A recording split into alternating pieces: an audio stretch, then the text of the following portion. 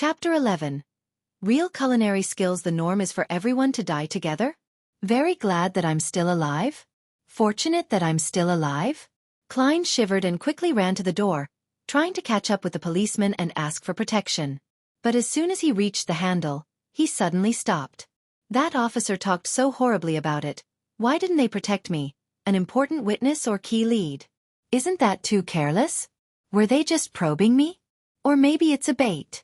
All kinds of thoughts rushed into Klein's mind. He suspected that the police were still secretly watching him, observing his reaction. He felt much calmer after thinking of this and was no longer so panicked. He slowly opened the door, deliberately shouting with a trembling voice at the staircase, "You guys will protect me, right?" Tap, tap, tap. There was no response from the police officers, and there was no change in the rhythm of the contact between the leather shoes and the wooden stairs. "I know. You'll do that," Klein shouted again in a tone of feigned conviction, trying to act like a normal person that was in danger. The sound of footsteps gradually weakened and disappeared into the bottom floor of the apartment. Klein snorted and laughed. Isn't that response too fake? Their acting skills are not up to standard. He did not run after them. Instead, he turned back to the room and closed the door behind him. In the next few hours, Klein fully expressed what they called back in Foodaholic Empire, China, restlessness, nervousness, agitation, inadvertence and murmuring words that he did not understand. He did not slack just because there was no one around. This is called the self-cultivation of an actor. He laughed at himself in his heart. When the sun moved to the west, the clouds on the horizon appeared to be reddish-orange. Tenants in the apartment came home one after another. Klein shifted his focus elsewhere. Melissa is almost done with school. He looked at the stove, lifted the kettle, peeled off the coal and took out the revolver. Without pause or delay, he reached to the back of the board under the double-decked bed where more than 10 wooden strips were staggered out. After clipping the left wheel between a piece of wooden strip and board, Klein straightened up and waited uneasily, fearing that the police would burst open the door and rush into the room with guns in their hands. If it was an age of steam, he was certain he would not be seen by anyone when he did that. However, there were extraordinary powers here, ones that he had proven through his own experiences. After waiting for a few minutes, there was no movement at the door. There was only the chatter between two tenants who were heading for the heart of the Wild Bar on Iron Cross Street. Phew! Klein exhaled, feeling assured. All he needed to do was wait for Melissa's return and cook the stewed mutton with tender peas. When the idea came to Klein's mind, his mouth seemed to taste the rich flavor of the gravy. He remembered how Melissa cooked stewed mutton with tender peas. First, she boiled the water and stir-fried the meat. Then, she added onions, salt, a little pepper, and water. After a specific period of time, the peas and potatoes were added, and the stew was to be cooked for an additional 40 or 50 minutes with the lid on. It's indeed a simple and crude way to do it, supported purely by the flavors of the meat itself. Klein shook his head. But there was no other way about it. It was hard for commoners to have many kinds of condiments and various cooking methods. They could only pursue simple, practical, and economical methods. As long as the meat was not burnt or spoiled, anything was good for people who could only eat meat once or twice a week. Klein was not a very good cook himself and ordered takeout food most of the time. But by cooking 3 or 4 times a week, after many weeks of accumulated practice, he had a passing standard and felt that he would not let the pound of mutton down. When Melissa comes back to cook it, it will be done after 7:30 p.m. She would be starving by then. It's time for her to see what real cooking is. Klein made an excuse for himself. First, he started the fire again, went to the bathroom to collect water, and washed the mutton. Then he took out the kitchen boards and knives before chopping the mutton into tiny chunks. As for the explanation for his sudden culinary skills, he decided to blame it on the dead Welch McGovern, who had not only hired a chef who was good at the mid-seashore flavor, but also often created his own delicacies and invited people to try them. Well, the dead cannot refute me. Nevertheless, TSK, this is a world with beyonders. The dead are not necessarily unable to speak. With that in mind, Klein was a little guilty conscience. He threw aside his confused thoughts and put the meat into the soup bowl. Then he took out the condiment box and added in a spoonful of the crude salt, half of which had begun yellowing. In addition, he cautiously took some black pepper grains from a special small bottle, mixing and marinating them together. He placed the saucepan on the stove and while waiting for it to heat up, Klein rummaged for the carrots from yesterday and cut them into pieces with the onions he bought today.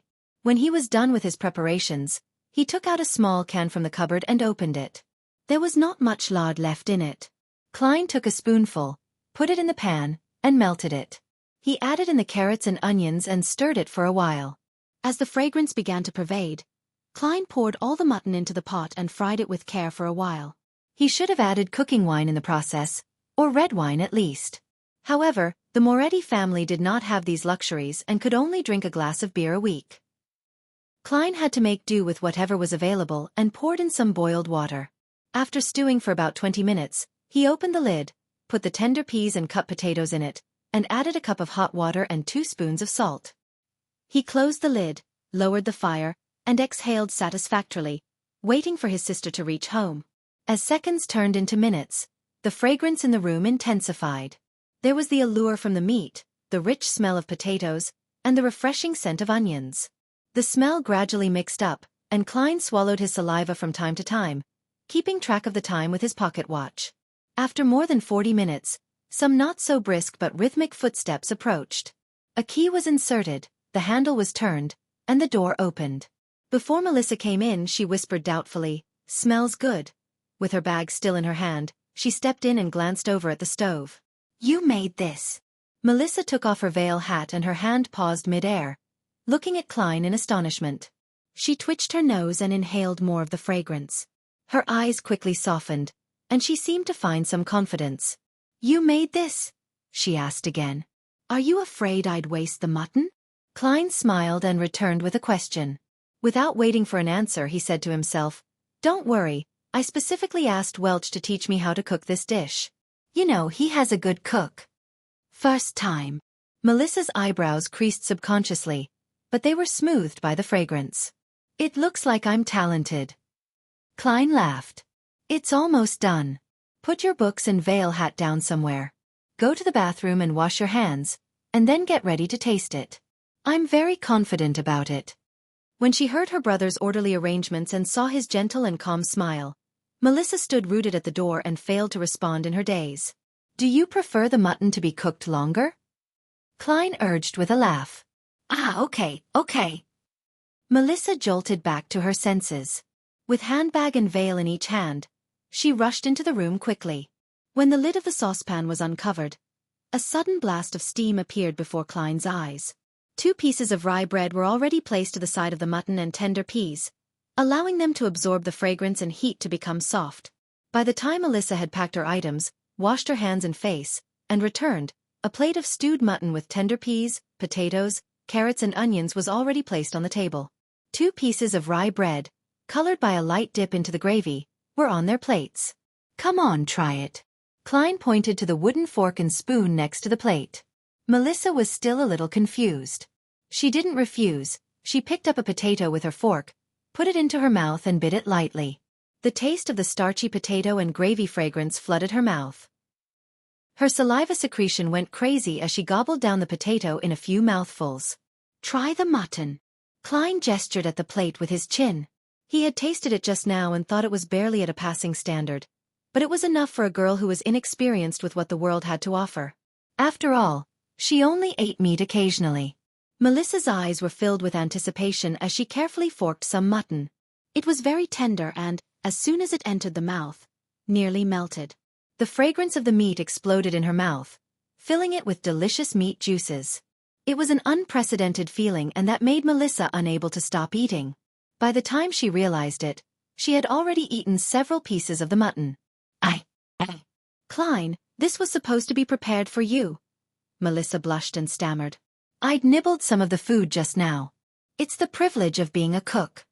Klein smiled and soothed her sister. He picked up his fork and spoon.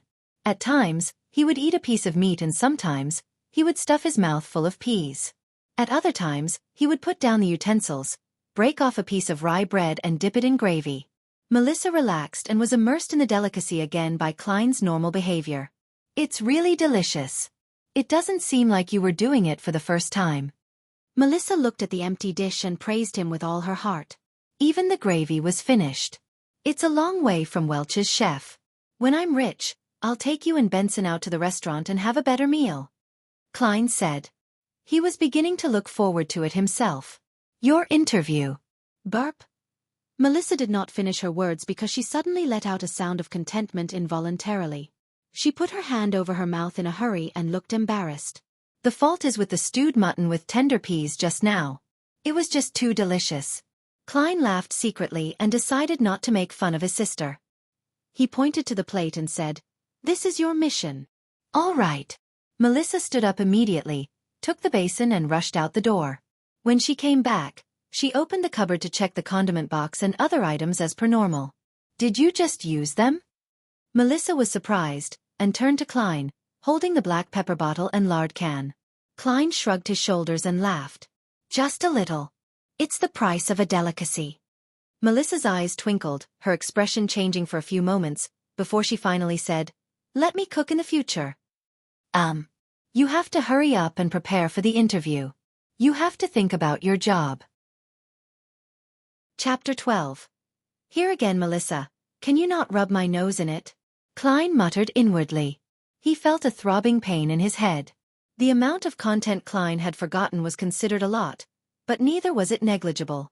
The interview was in 2 days, so how could he find the time to make up for it? Furthermore, he was involved in such strange paranormal activity, so how would it be possible that he would be in the mood to revise? Klein gave his sister a perfunctory response and began putting on the appearance of studying. Melissa moved a chair over to sit beside him. With light shining from the gas lamp, she began working on her assignments. The atmosphere was serene. When it was almost 11 o'clock, the siblings bade each other good night and went to bed. Knock, knock, knock. Poundings on the door roused Klein from his dreams. He peered out of the window to see the first glimmer of dawn. In a daze, he flipped over and sat up. "Who is it? Look at the time now. Why didn't Melissa wake me up?" "It's me." Dunn Smith. A man with a deep voice outside the door replied. "Dunn Smith? Don't know him." Klein got off his bed and shook his head as he walked towards the door. He opened the door to see the gray-eyed police inspector, whom he had met the day before standing in front of him. Alarmed, Klein asked, "Is there something wrong?" The policeman replied with a stern look, "We found a carriage driver. He testified that you had gone to Mr. Welch's place on the 27th, the day when Mr. Welch and Ms. Naya died. Furthermore, Mr. Welch was the one who paid for your transportation fees." Klein was startled. He did not feel a tinge of fear or guilt that one would expect from having his lies exposed. It was because he was not even lying. In fact, he was surprised by the evidence provided by Dunn Smith. On the 27th of June, the former Klein had indeed gone to Mr. Welch's place. On the night that he returned, he killed himself, the exact same way as Welch and Naya did. Klein gave a forced smile and said, "This is insufficient evidence. It does not directly prove that I am associated with the death of Welch and Naya. Honestly speaking, I'm also very curious about the whole incident. I want to know what exactly happened to my 2 poor friends. But, I really can't remember. In fact, I have almost completely forgotten what I had done on the 27th. You may find it hard to believe, but I fully relied on the diaries I had written to roughly make a guess that I had gone to Welch's place on the 27th. You sure have great mental fortitude," Dunn Smith said while nodding. He showed not a trace of anger, nor was he smiling. "You should be able to hear my sincerity." Klein looked him straight in the eye and said, "I'm telling the truth. Of course, only part of it." Dunn Smith did not give an immediate response. He swept his glance across the room before saying slowly, "Mr. Welch lost a revolver. I guess I should be able to find it here. Right. Mr. Klein?" Indeed. Klein finally understood where the revolver had come from. A thought flashed in his mind and he came to the final verdict in an instant. He raised his hands halfway and retreated, leaving a path open. Then, he signaled at the bunk bed with his chin. Behind the bedboard. He did not specifically mention that it was the bottom deck, as no one would normally hide things at the back of the bedboard on an upper deck. That would be too obvious for guests to notice at a glance. Dunn Smith did not move forward. The corners of his mouth twitched as he asked, "Nothing to add on?" Without hesitation, Klein replied, "There is. Yesterday, when I woke up in the middle of the night, I realized I was laying on my desk with a revolver beside me. There was a bullet at the corner of the room. It was as if I had committed suicide. but due to a lack of experience of never having used a gun, or maybe I was too scared at the final moment. Anyway, the bullet did not achieve the desired result. My head is still in its place. I am still alive now. And since then, I have lost some memories, including what I saw and did at Welch's place on the 27th. I'm not lying. I really can't remember. For the sake of being eliminated as a suspect. For the sake of getting rid of all these strange events surrounding him, Klein explained almost everything that had happened. Except the transmigration and gathering. Also, Klein was careful with his words, allowing every sentence to be amenable. Such as, not revealing the fact that the bullet had hit his brains, but only mentioning that it did not achieve the desired result, and that his head was still in its place. To others, these two statements might seem to convey the exact same ideas, but in reality they were like chalk and cheese. Dunn Smith listened quietly, then said, "This corresponds with what I had surmised. It also corresponds with the hidden logic of similar incidents in the past. Of course, I have no idea how you managed to survive. I'm glad you believe in me. I don't know how I survived either." Klein heaved a small sigh of relief. "But," Dunn threw out a conjunction, "there is no use in me believing you. You are currently the prime suspect. You have to be confirmed by an expert that you have indeed forgotten what you went through, or that you indeed have nothing to do with the deaths of Mr. Welch and Miss Naya." He coughed, his expression becoming serious. "Mr. Klein, I seek your cooperation on coming with me to the police station for the investigation. This should take roughly 2 to 3 days if it is confirmed that there are no issues with you." "The expert is here?" Klein asked blankly in return.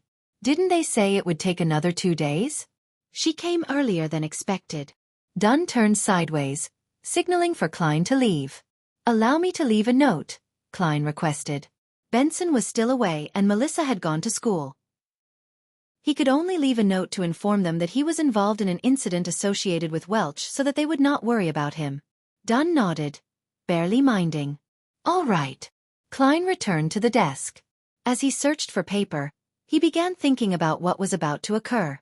Honestly speaking, he did not wish to meet the expert. After all, he had a bigger secret. In a place where there were 7 major churches, under the premise that Emperor Roselle, who was suspected to be a transmigrator predecessor, was assassinated, a thing like transmigration usually meant having to go to court and enter arbitration. But without weapons, combat skills, or superpowers, he was no match for a professional policeman. What's more, a few of Dunn's subordinates were standing in the dock outside. Once they draw their guns and shoot at me, I'd be finished. Ugh, I'll take one step at a time. Klein left the note, grabbed his keys, and followed Dunn out the room. Along the dark aisle, for policemen in black and white checkered uniforms split into pairs and guarded them on both sides. They were very alert. Tap, tap, tap. Klein followed alongside Dunn as they went down the wooden stairs which occasionally creaked in protest. Outside the apartment, there was a 4-wheeled carriage. On the side of the carriage, there was the 2 crossed swords and a crown police emblem. Their surroundings were crowded and bustling with noise as usual. "Go on up." Dunn signaled for Klein to go first. Klein was just about to step forward when an oyster seller suddenly grabbed a customer and claimed that he was a thief. Both parties wrestled and triggered a response from the horses, causing great chaos. An opportunity. There wasn't much time for Klein to think any further. He bent forward and dashed towards the crowd. Either shoving or dodging, he escaped frantically towards the other end of the street. Right now, for the sake of not meeting the expert, he could only proceed by going to the pier outside the city, taking a boat down the Tussock River and escaping to the capital, Backlund. The population was higher there, making it easier to hide. Of course, he could also get on a steam train, go eastward to the nearest Enmat harbor and take the sea route to Pritz, then towards Backlund. Not long after, Klein arrived at a street and made a turn onto Iron Cross Street. There were several carriages that could be hired. To the pier outside the city. Klein reached out his hand and hopped onto one of the carriages. He had thought through things clearly. Firstly, he had to mislead the police that were coming for him. Once the carriage was a suitable distance away from them, he would jump right off. All righty. The carriage driver tugged at the reins.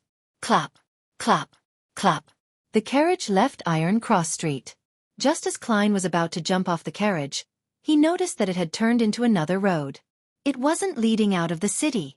Where are you going? Klein blurted in his momentary daze. To Welch's place, the carriage driver answered monotonously.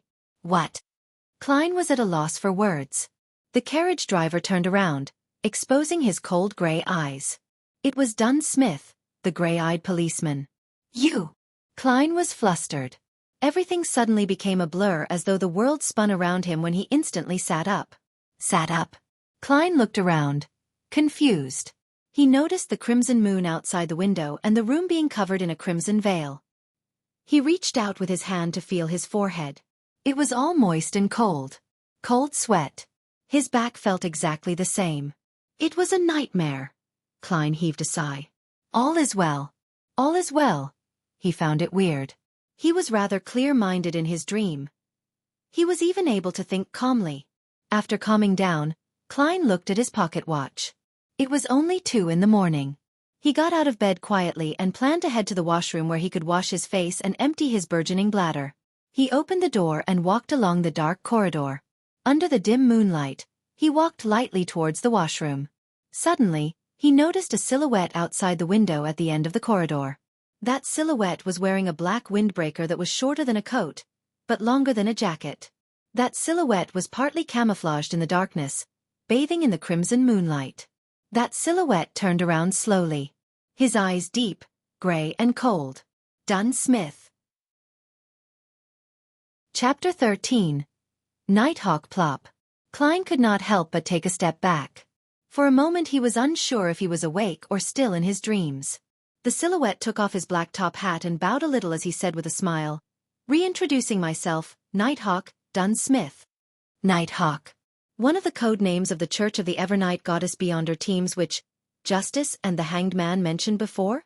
Klein suddenly realized something, and exclaimed after making a connection, "You can control dreams? You just made me dream of that?" Nighthawk Dunn Smith wore his black hat again, concealing his slightly high hairline.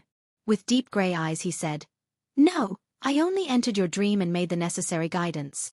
His voice was deep and soothing. It reverberated through the dimly lit corridor without disturbing the sweet dreams of others. In dreams, even though much of your usually suppressed emotions and various dark thoughts in you are amplified, making everything seem chaotic, absurd, and crazy, they are all rooted in reality since reality exists. For veterans like me, everything is crystal clear. Compared to a conscious you, I believe the you in your dreams more. What normal human being could control his dream? If I had dreamed of something on Earth, wouldn't Dunn Smith have noticed? Klein was petrified by what had happened in the dream. Yet he quickly found it bizarre. He remembered being very much sober and rational, knowing what to say and what not to say. To put it simply, it did not feel like dreaming at all. So, Dunn Smith only saw what I wanted him to see? Klein's mind whirled as he gained a glimmer of understanding. This is a perk that resulted from transmigration? Like having a special body and soul? Or was it the effects of that luck enhancement ritual? So, Mr. Smith, do you believe that I really lost my memory? Klein organized his thoughts and asked in reply. Dunn Smith did not answer him directly. Instead he looked at him keenly. You are actually not surprised by the course of events? I've met people who wouldn't believe in the power of the Beyonders, and they would rather believe that they haven't really woken up. Klein tersely acknowledged as he said, Perhaps, I have always been praying, hoping that there was such power to help me. An interesting train of thought. Perhaps you survived not only because you were lucky. Dunn nodded expressionlessly. I can now confirm that you really lost parts of your memories due to the incident, especially those related to it. So can I go back now? Klein heaved a long sigh of relief in his heart as he probed. Dunn placed a hand in his pocket and walked slowly towards Klein, the surrounding darkness becoming tranquil and gentle. No, you still have to come with me to see the expert, he smiled politely and said. Why? Klein blurted out, then added, You don't believe in the findings from my dream.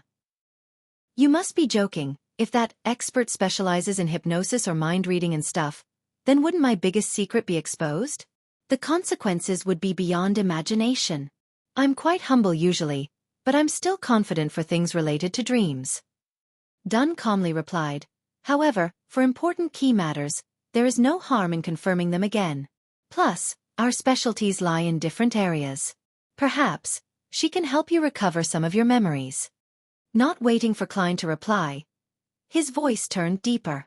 After all, you're connected to the whereabouts of that Antigona's family notebook. What? Klein froze. Dunn stopped in front of him, locking his gray eyes on Klein's eyes, and said, "At the scene of the suicide, there was not a single trace of that notebook from the fourth epoch. Welch is dead, Nio is dead. You are our only lead." "All right then." Klein went silent for a moment before exhaling. "A missing notebook. Now this is really peculiar. How did I not think about the whereabouts of that notebook from the fourth epoch?" Dunn nodded slightly, walking past Klein, and said, "Lock your door and come with me to Welch's apartment. The expert is waiting for us there."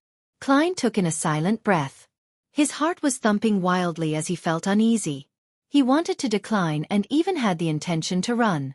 However, he believed that with what had happened in his dreams, Dunn Smith would have definitely heightened his level of guard. And with the difference in strength between a normal human and a beyonder, there was little chance of success by using force. He must have a revolver with him too. He must also have had practice using the revolver. Many thoughts flashed past his mind, and eventually Klein chose to accept the reality. "All right. Sigh, I can only take one step at a time and see how things unfold. Maybe that miraculous power in my dream will take effect again." "Then let's go," Dunn said in an indifferent tone. Klein turned and followed. After taking 2 steps, he suddenly stopped and said, "Mr. Smith, I would like to use the bathroom first. I came out originally for the bathroom." Dunn did not stop him. Instead, he gave him a keen look and said, "No problem, Klein. Believe me, I am far more powerful than you can imagine in the dark night." "In the dark night." Klein silently repeated this phrase. He did not make any reckless attempt to escape and honestly relieved himself. He then washed his face with cold water, completely calming himself down. Klein changed his outfit and closed the door to his apartment. With gentle steps, Klein followed Dunn down the stairs and walked towards the building's entrance. In such a tranquil setting, Dunn Smith opened his mouth and spoke suddenly. "At the end of the dream, why did you try to escape? What were you afraid of?" Klein immediately thought of an answer as he said, "I do not remember what I did at Welch's place, nor do I remember if I was directly involved in Welch's and Naya's deaths. I was afraid that if it was really proven to be my doing, I would rather gamble and escape. I can then start anew in the southern continent." "I would have done the same if I were you," Dunn said as he pushed open the door to the building, letting in the cool midnight breeze to disperse the sweltering heat inside. He was not afraid of Klein running away as he got on the carriage. It was exactly the one Klein had dreamed of, a 4-wheeled carriage drawn by a single horse and the carriage driver. There was also the police emblem of double-crossed swords that clustered a crown carved onto the side of the carriage. Klein followed into the carriage. Inside, there was a thick carpet laid out and the place was filled with a soothing fragrance. Having sat down, he looked for a topic to probe for more information. "Mr. Smith, what if, and I mean if, the expert confirms that I have really forgotten a part of my memories? And that there is no other evidence which points to me being the perpetrator or a victim, would this be over?" "In theory, yes. We will try to search for the notebook through other means. As long as it exists, it can be found. Of course, before that, we will have to make sure you are not cursed or have any scent of cacodemons and that there are no related psychological problems lingering. We must ensure that you can embrace the rest of your life peacefully and healthily." Dunn Smith had a smile on his face, a rather unusual smile. Klein caught on to this point keenly, and promptly inquired, "In theory?" "Yes, only in theory. In this field of work, there are always twisted, unorthodox, and inexplicable things happening." Dunn looked Klein in the eye and said, "Their continuation or end are not what we can foresee or control at times." "For example?" Klein actually felt frightened for a moment. The carriage sped through an almost empty street. Dunn took out his tobacco pipe and sniffed it, saying, "When we believe that things have come to an end, with everything going back to normal, it would resurface in a terrifying, chilling way. A few years ago, we handled a case regarding an evil cult. They did live sacrifices to please an evil god by making followers commit suicide. When one of the followers was chosen, his survival instincts triumphed over his foolishness, twisted beliefs, and psychedelic drugs. He secretly escaped and reported to the police. The case was handed over to us. It was a very small mission, since there were no Beyonders in that cult. The deity they worshipped was actually randomly thought up by their leader merely for the sake of money and satisfaction. Humanity was lost there. We only used 2 members, coupled with the support from the police, to suppress this cult. No one was off the hook. Chapter 14. The Medium, a True Medium. Klein repeated this description inwardly, and did not speak again. He followed Dunn Smith down the carriage. Welch's place in Tingen was a detached house with a garden. The road outside the hollowed metal gates allowed 4 carriages to pass through at once. Street lamps lined the sides of the road every 50 meters. They looked different from the ones Klein had seen in his previous life. They were gas lamps, and the height of every lamp was about that of an adult male, so that it was convenient to light the lamps. The black metal was closely pressed to the glass, forming a checkered pattern, casting out classical paper lantern-like artworks. Coldness and warmth were intertwined while darkness and light coexisted. Walking along the pathway blanketed by rays from the sunset, Klein and Dunn Smith entered Welch's rented place through the ajar metal gate. Facing the main entrance was a cemented road that led straight to a 2-floored bungalow. 2 carriages could go at once. There was a garden on the left and a lawn to the right. The pleasantly faint fragrance from the flowers mixed with the cool scent of the fresh grass made one feel happy and relaxed. As soon as he stepped in, Klein shivered and peered around. He felt that in the garden, somewhere in the lawn, on the roof, behind the swing, somewhere in a dark corner, pairs of eyes were observing him. There was clearly no one here. Yet, Klein felt as if he was on a crowded street. This strange contrast, this peculiar feeling, tensed him up. A chill ran up his spine. "Something's wrong," he couldn't help but exclaim to Dunn. Dunn's expression remained unchanged as he walked beside him and replied calmly, "Just ignore them." Since the Nighthawk had said so, Klein tolerated the chilling feeling of not being able to notice the perpetrator despite being followed, spied, and observed. Step by step, he arrived at the main entrance of the bungalow. "If this goes on any longer, I will go crazy." As Dunn reached out his hand to knock on the door, Klein quickly turned around. Flowers swayed in the wind, without a person in sight. "Come in, gentlemen." A seemingly ethereal voice came from inside the house. Dunn turned the doorknob, pushed the door open and said to a woman on the sofa, "Daily, any results?" The chandelier in the living room was unlit. A set of 2 leather couches surrounded a marble coffee table. On the table was a lit candle, but the light emitted a cobalt blue glow. It covered the half-enclosed living room, dining room, and kitchen in a strange, eerie hue. On the middle of the sofa sat a lady in a hooded black robe who wore blue eyeshadow and blush. An exposed silver bracelet with a hanging white crystal pendant was worn around her wrist. At the first sight of her, Klein had an inexplicable feeling. She was dressed just like a real medium. Was she stereotyping herself? Daly, the medium with uncanny beauty, took a quick glance at Klein with her twinkling emerald eyes. She looked at Dunn Smith and said, "The original spirits have all disappeared, including that of Welch's and Naya's.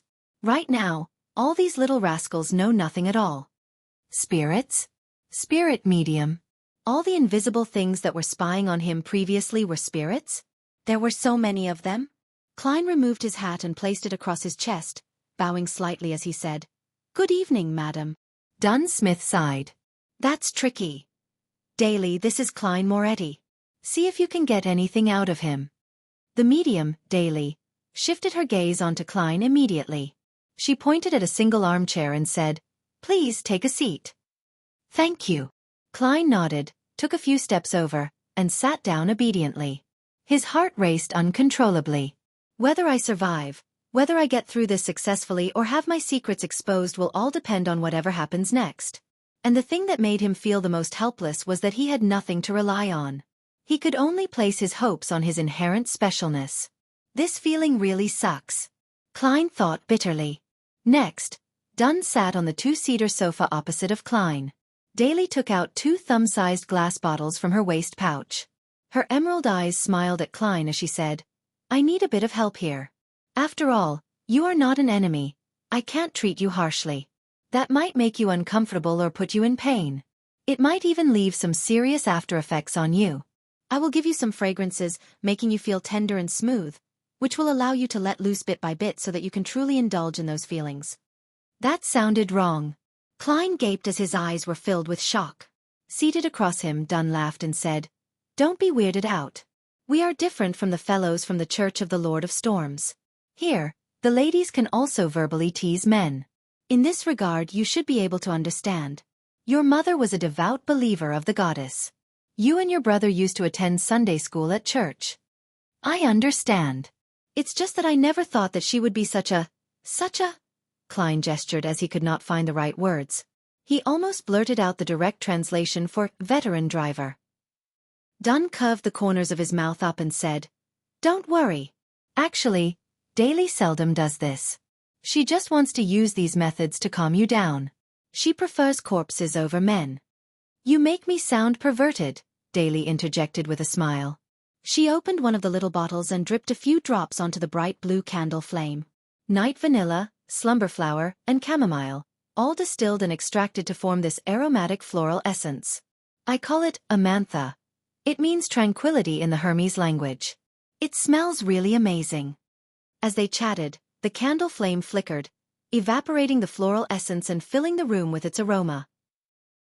A beautifully enchanting aroma found its way into Klein's nostrils. He no longer felt tensed up.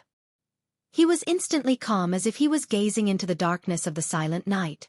This bottle is called the Eye of the Spirit. Barks and leaves of drago and poplar trees are sun-dried for 7 days and decocted thrice. Then, they are immersed in Lanti wine. Of course, there would be several incantations while we're at it. As Daly described the liquid, the amber substance dripped onto the cobalt blue candle flame. Upon smelling the ethereal scent of the aromatic wine, Klein noticed that the candle flame was dancing wildly. The luster of Daly's blue eyeshadow and blush shone oddly, to the extent of him seeing double. It is a great helping hand for mediumship. It is also a floral essence that is sufficiently enchanting. As Daly explained continuously, Klein felt as if her voice was coming from all around. Bewildered, Klein looked around and realized that everything was swaying and in a blur. He felt like he was shrouded by layers and layers of fog. Even his body was swaying as it phased away before he began floating and then losing his balance. Colors blended like an impressionist painting. The reds were redder, the blues were bluer, and the blacks were blacker, appearing more defined than usual. It was dreamy and hazy. Distinct murmurs from the surroundings came through as if hundreds and thousands of people who could not be seen were debating. This feels similar to the luck enhancement ritual I did before, but without the kind of madness that makes your head feel like exploding. Klein looked around and thought questioningly. At this moment, his vision was locked onto a pair of eyes that were crystal clear like emerald.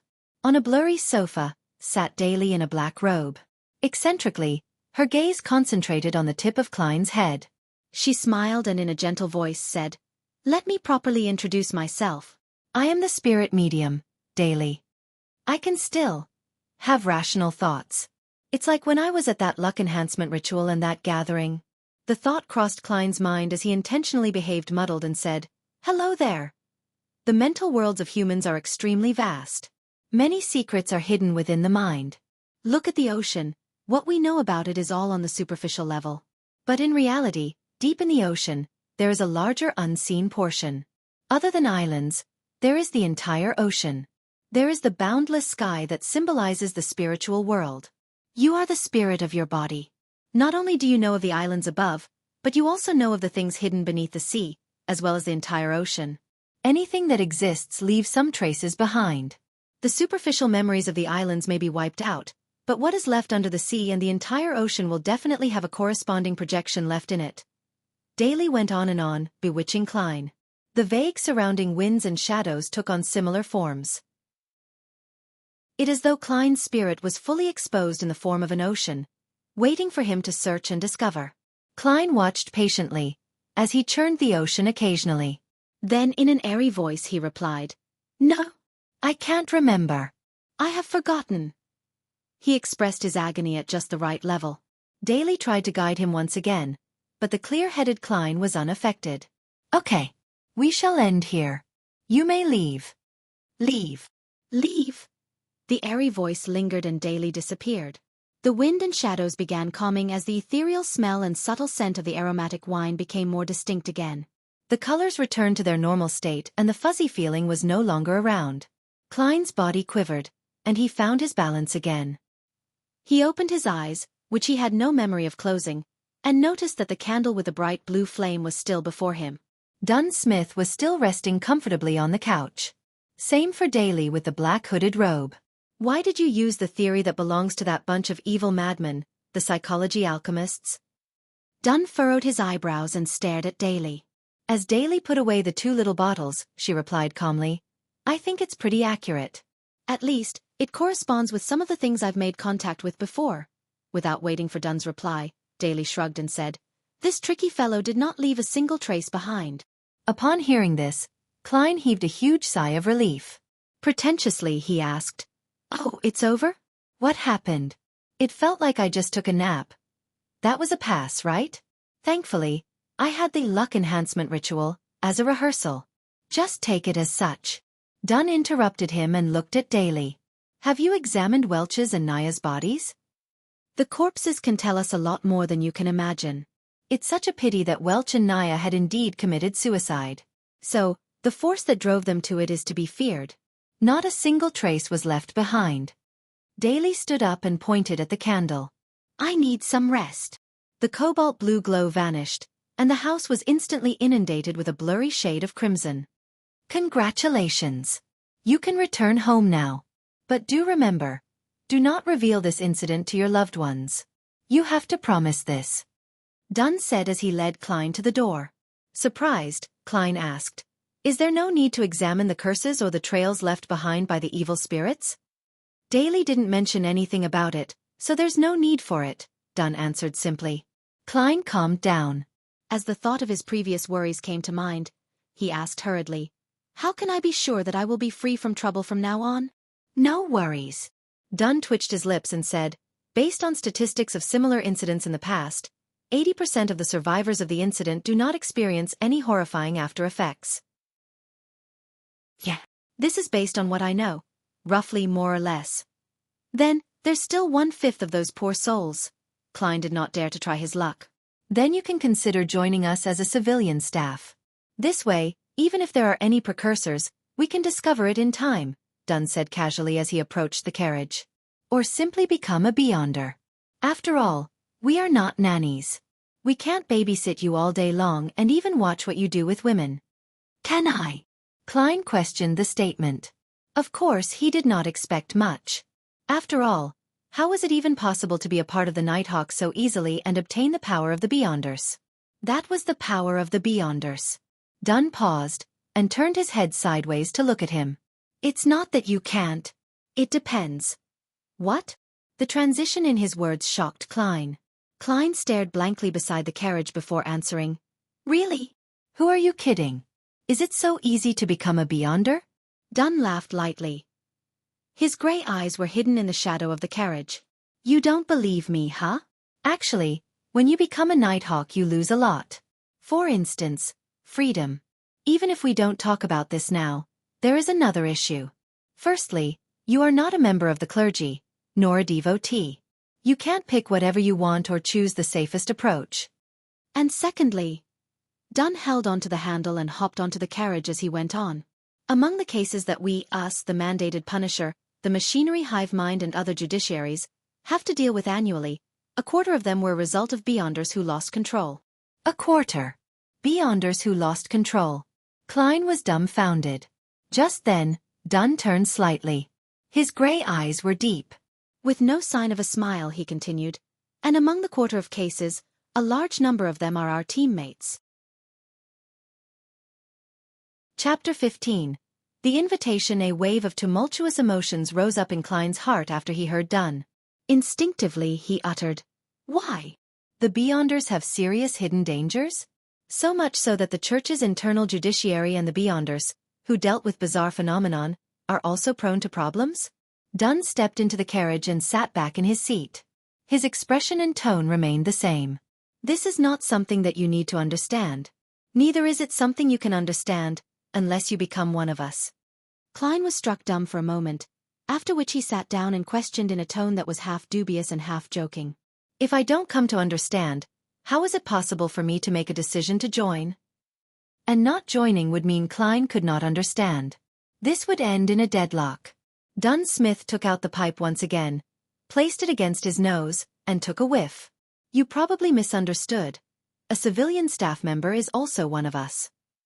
In other words, as long as I become one of your civilian staff members, I will be able to understand the relevant secrets, figure out the hidden dangers that plague Beyonders, and the dangers that may be encountered, as well as consider whether I want to become a Beyonder later. Klein reorganized his thoughts and paraphrased what Dunn had shared. Dunn smiled and said, "Yes, that is the case except for one point. You cannot simply become a Beyonder just because you want to, because every church will be equally strict in this aspect. It would be odd if the churches were not strict."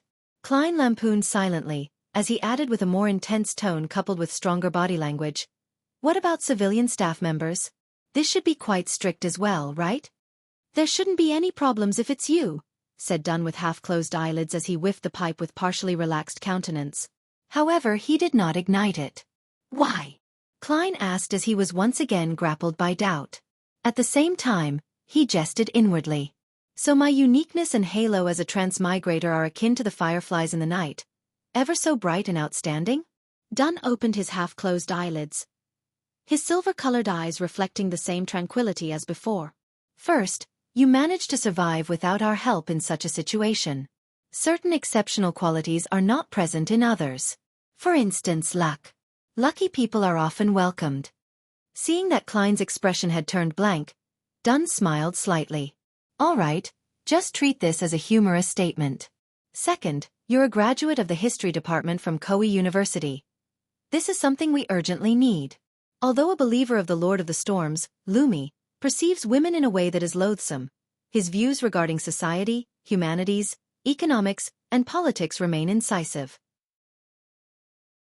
"What is it?" Klein asked as his interest was piqued, pleasured that he seemed to be spying on secrets. Dunn turned his head. His facial muscles pulled themselves so slightly that it was hardly visible. "Faith and fear bring troubles. More faith and more fear bring more troubles, until everything is destroyed." After he said that, Dunn signed, "Besides praying for the blessings and help from gods, humans can't solve their real major problems. Faith and fear bring troubles. More faith and more fear bring more troubles." Klein recited silently, but he could not fully understand it. What followed next was the fear of uncertainty that came from the unknown. It was like the dark shadows formed by the streetlights outside. In the darkness without light, it appeared as though there were pairs of callous-looking eyes and wide-opened mouths. As the horse galloped vigorously and nimbly while the wheels of the horse carriage reeled on ahead with Iron Cross Street in sight, Dunn broke the silence suddenly and formally invited Klein. "Would you like to join us as a civilian staff member?" In Klein's mind, multiple thoughts surfaced, making him indecisive. He contemplated and asked, "Can I have some time to consider?" Since this matter had serious implications, he could not hastily and recklessly make the decision. "No problem, just give me a reply before Sunday," Dunn nodded and added. "Of course, remember to keep this a secret and don't disclose the information regarding Welch to anyone, including your brother and sister. Once this is violated, it'll not only bring them trouble, but you might also have to attend a special court." "Okay," Klein answered gravely. The carriage was once again plunged into silence. Seeing that they were nearing Iron Cross Street and that he was almost reaching home, Klein suddenly thought of a question. He hesitated for a few seconds before asking, "Mr. Smith, what kind of salary and benefits do civilian staff get?" This was a serious question. Taken aback momentarily, Dunn smiled instantly and answered, "There's no need for you to worry about this issue. Our funds are guaranteed by the church and the police department. For newly registered civilian staffs, the weekly salaries are placed at £2.10 solely. There is an additional 10 solely as compensation for the risk and confidentiality. All of this will add up to a total of £3. This is hardly worse than a confirmed university lecturer. After which, your salary will gradually rise according to your experience and contributions. As for civilian staff members, the contract is generally 5 years. After 5 years, you can quit normally if you're no longer willing to stay. You only have to sign a lifetime confidentiality agreement, and you're not allowed to leave Tianjin until permission is given. If you want to move to another city, the first thing you must do is register with the local Nighthawk. By the way, there are no weekends and you can only work in shifts. At any point in time, there should be 3 civilian staffs on duty, and if you wish to go to the South or Desi Bay for a vacation, you'll need to arrange it with your colleagues." Just as Dunn finished speaking, the horse carriage pulled to a stop and the apartment building where Klein and his siblings resided in appeared on the side. I get it now. Klein turned around and walked down the horse carriage. He stopped at the side and asked, "By the way, Mr. Smith, where do I find you after I've come to my decision?" Dunn gave a deep and low-throaty laugh before saying, "Go to the Hound pub at Basic Street and find their boss, right? Tell him that you want to hire a small mercenary squad for a mission." Huh? Klein asked confusedly. Our location is confidential too. Before you agree to become one of us, I can't tell you directly. All right, Mr. Klein Moretti, I wish you a good dream tonight as well, Dunn smiled as he said. Klein took off his hat and saluted, watching as the pace of the departing horse carriage gradually sped up. He took out his pocket watch. Click, he pressed it open and saw that it was only a little past 4 in the morning. The street was filled with a relaxing, cool breeze. A dim yellowish light from the street lamps illuminated the surroundings. Klein drew a deep breath and took in the deep silence of the night around him. The busiest and noisiest district in the day could be so lifeless and quiet at night. This was in stark contrast to the silent observations and medium seance in Welch's residence. It was only then that Klein realized that the back of his linen shirt was unknowingly drenched in sweat, cold and clammy. Chapter 16. Rat baiting with dogs few. I finally got through the round with a medium. Klein let out a foul breath. He slowly turned around and enjoyed the cool breeze and tranquility of the night while walking closer and closer to the apartment building's door. He took out his keys, inserted the correct one in and turned it gently, allowing the crimson-mixed darkness to expand with the creaking sound of the open door. Walking on the staircase without a single person in sight and taking in the cold air, Klein had an inexplicable and amazing feeling. It felt like he had a few more hours than others. This caused him to hasten his pace. In a similar state of mind, he opened the door to his room and before he even stepped inside, he saw a silhouette sitting silently in front of his desk. It had reddish-black hair, bright brown eyes, and a delicate, pretty face. Undoubtedly, she was Melissa Moretti. "Klein, where did you go?" Melissa asked curiously as she relaxed her eyebrows. Without waiting for Klein's reply, she added, "Just now, I got up to go to the bathroom and realized you weren't home." It was as if she wanted to know everything clearly, from the causes and effects of the matter to the underlying logic. With great experience at lying to his parents, Klein's brain took a spin before he gave a bitter smile and calmly replied, "I couldn't fall asleep again after I woke up. Instead of wasting time, I decided that I should train my body. So I went out to run a few rounds. Look at my sweat." He took off his jacket and half-turned his body, pointing to his back. Melissa stood up, took a glance half-heartedly and deliberated for a few moments before saying, "Honestly speaking, Klein, you don't have to stress yourself out. I'm sure you can pass the interview to Tianjin University. Even if you can't, if you can still find better ones. I haven't even thought about the interview." Klein nodded his head and said, "I understand." He did not mention the offer that he had gotten because he had not decided whether he wanted to join them or not. Staring at Klein intensely, Melissa suddenly turned around and trotted into the interior of the house. She took out an object that resembled a tortoise. It was comprised of items like gears, rusted iron, torsion springs and ordinary springs. After quickly tightening the torsion spring, Melissa placed the object on the desk. Ka, ka, ka, dum, dum, dum. The tortoise moved and jumped with a rhythm that could pull anyone's attention. Whenever I feel irritated, I feel much better seeing this tortoise move. I've been doing this very often recently and it's very effective. Klein, give it a try," invited Melissa as her eyes brightened. Klein did not turn down his sister's goodwill. He approached the tortoise and waited for it to stop before laughing. He said, "Simplicity and regularity can indeed help relaxation." Without waiting for Melissa's reply, Klein pointed to the tortoise and casually asked, "Did you make this yourself? When did you make this? Why wasn't I aware of it?" "I made use of unwanted materials from school and things picked up from the streets to make this." "It was only finished 2 days ago," Melissa said in her usual tone, the side of her lips upturned a few more degrees. "That's impressive," Klein praised sincerely. As a boy with poor skills in machine assembly, he encountered great difficulties even assembling a 4-wheel toy car as a child. With her chin slightly raised and her eyes slightly bent, Melissa calmly replied, "It was okay." "Being overly humble is a bad trait," Klein smiled slightly and continued, "This is a tortoise, right?" Instantly, The atmosphere in the room took a great plunge, leaving behind an air of graveness for a while. Then, Melissa faintly replied with a voice that seemed enigmatic like the crimson veil, "It's a puppet." Puppet. Klein gave an awkward smile and tried to forcefully explain, "The problem lies in the materials, they're too rudimentary." Following that, he tried to change the topic and said, "Why would you go to the bathroom in the middle of the night? Isn't there a toilet here? Don't you always sleep till dawn?" Melissa was taken aback momentarily. It was only after a few seconds, before she opened her mouth, prepared to explain. At that moment, an intense sound of digestion sounded from her thoraco-abdominal area. "I'll go get some more sleep." Bang! She grabbed her tortoise-like puppet, trotted to the interior of the house, and closed the door to her room. Last night's dinner was too good. She ate too much and now her stomach is having trouble digesting it. Klein shook his head as he smiled, slowly walking towards his desk. He sat down soundlessly, silently pondering Dunn Smith's invitation as the crimson-red moon emerged from behind the dark clouds. Being a Nighthawk civilian staff member had its apparent disadvantages.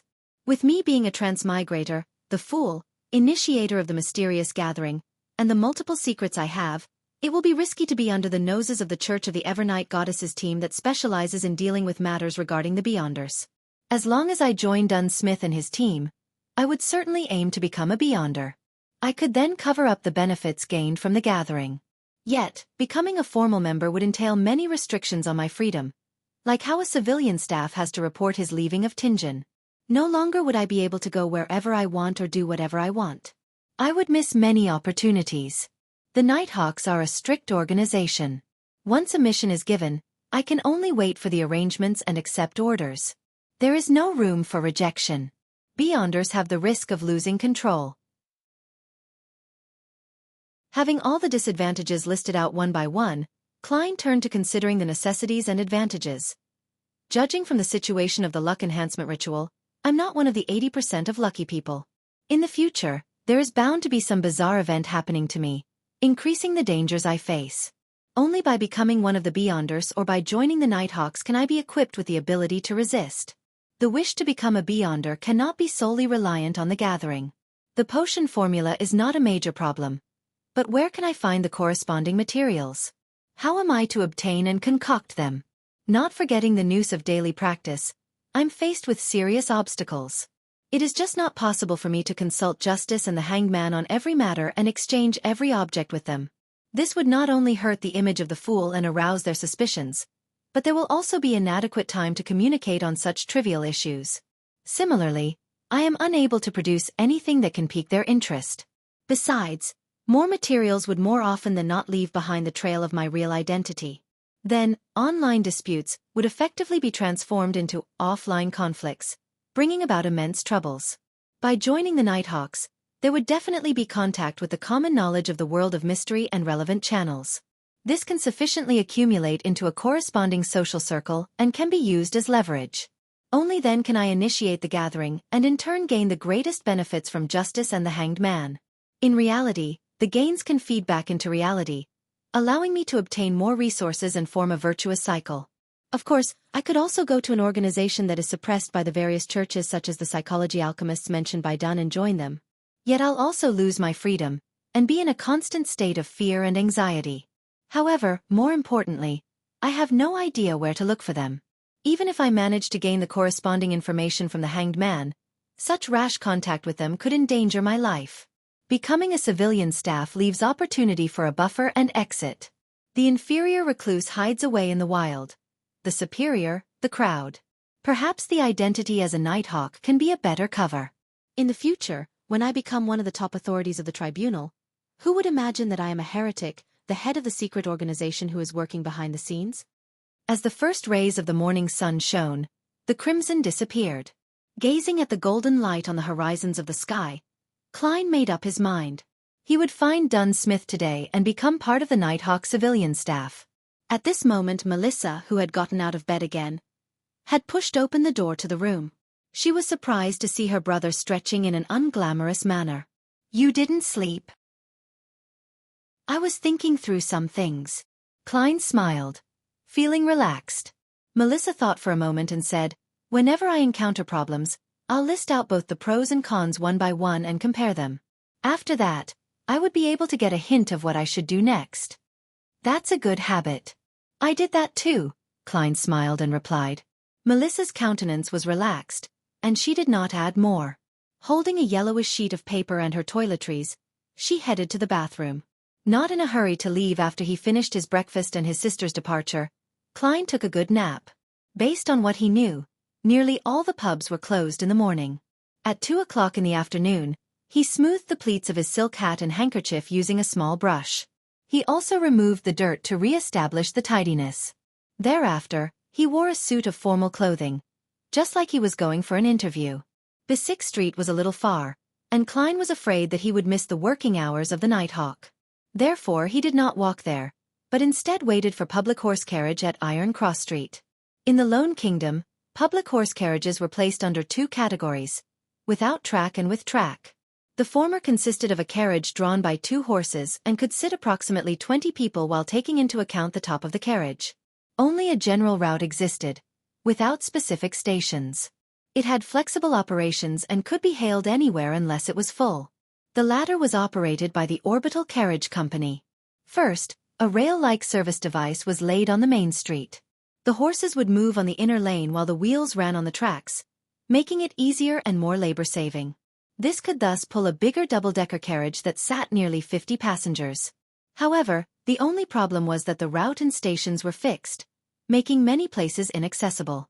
After 10 minutes, the sound of the wheels hitting the tracks approached from a distance.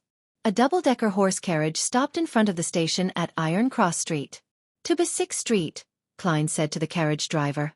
You have to transfer at Champagne Street, but when you get there, it takes about 10 minutes to walk to Basic Street, explained the carriage driver to Klein, with regards to the route.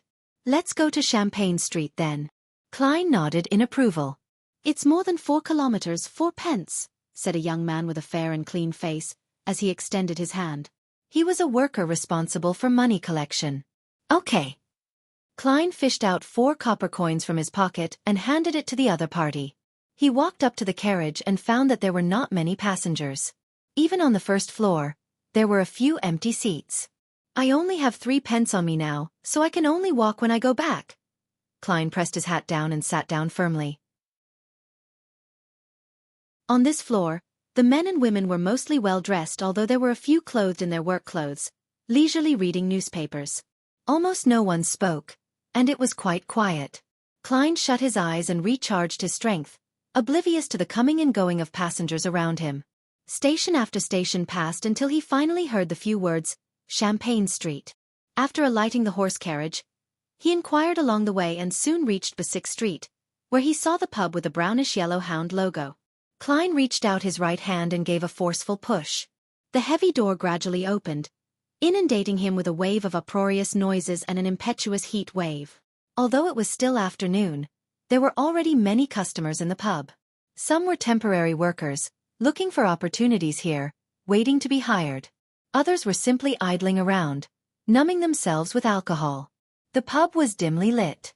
In the center, there were 2 large iron cages with a third of its bottom sinking deep into the ground without any gaps. People held wooden wine cups and surrounded it, sometimes discussing loudly while laughing, sometimes cursing loudly. Giving a curious glance, Klein found 2 dogs caged inside. One was black and white, similar to the husky found on Earth. The other was wholly black, with shiny fur, making it look healthy and fierce. Do you want to bet? Doug has won 8 games in a row, said a little man wearing a brown beret, as he neared Klein and pointed to the black dog. Bet. Taken aback at first, Klein regained his senses immediately. Dog fighting. When he was at Koei University, those aristocratic and wealthy students would always ask him contemptuously and curiously if the boorish workers and unemployed hooligans enjoyed participating in boxing and gambling at the pubs. Besides being able to gamble on boxing and card games, didn't it also include cruel and bloody activities like cockfighting, dogfighting, and others? The short man smirked. Mister, we're civilized people. We don't engage in such unglamorous activities. Having said that, he whispered, besides, laws were introduced to ban these things last year. Then what are y'all betting on? Asked Klein curiously. The better hunter. Just as the short man finished his sentence, a resounding cacophony sounded. He turned his head, waved his hands excitedly, and said, "You can't place a bet for this round as it has started, wait for the next one then."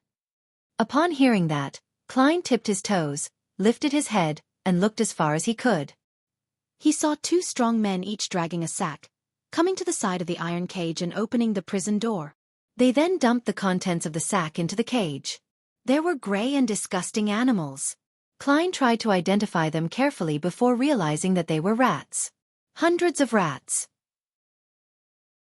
As the iron cage was deep underground without any gaps, the rats moved in all directions but could not find a way out. Right then, just as the door of the cage was closed, the chain of the two dogs were untied. Woof! The black dog pounced ahead and killed a rat in one bite. The black and white dog was dazed at first before it started playing excitedly with the rats. The surrounding people either raised their wine cups and intensified their gaze or shouted loudly, "Bite it! Kill it! Dog! Motherfucking rat baiting with dogs too." Klein regained his senses and the corner of his mouth twitched unceasingly. The objective of the gamble is to determine which dog can catch more rats. Perhaps, one can even bet on the specific number of rats caught. No wonder there were people purchasing live rats at Iron Cross Street. That's really unique. Klein shook his head, laughing as he backtracked, and circled along the edge of the alcoholic customers, and reached the front of the bar. "New here?" said the bartender as he spared Klein a glance while wiping the cups. He continued, "1 cup of rye beer is a penny. And Matt beer costs 2 pence. 4 pence for Southville beer, or do you want a cup of purely brewed malt lanty?"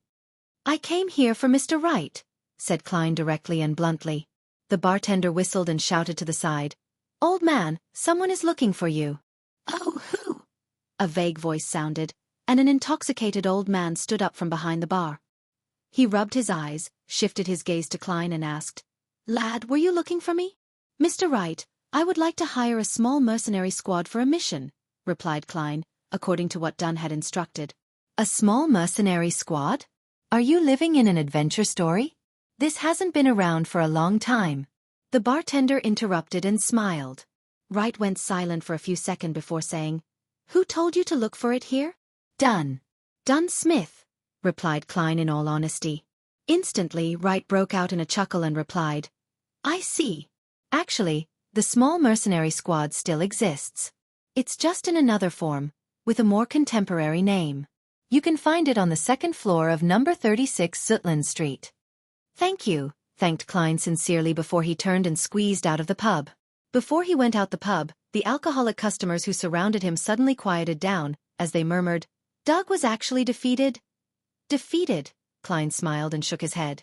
Then he left quickly and found his way to the nearby Zoetterland Street after asking around. 30, 32, 34. "Here." He counted the house numbers and walked into the stairwell. Going around the corner and slowly climbing up the stairs, he saw the vertical sign with the current name of the so-called small mercenary squad. Blackthorn Security Company.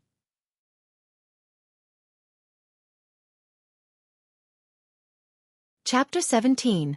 Special Operations Department, Blackthorn Security Company. Upon seeing the signboard, Klein felt surprised yet found it reasonable. "Man, what do I say about this?" He shook his head and laughed before walking up the steps and knocking gently on the half-closed door with his right hand.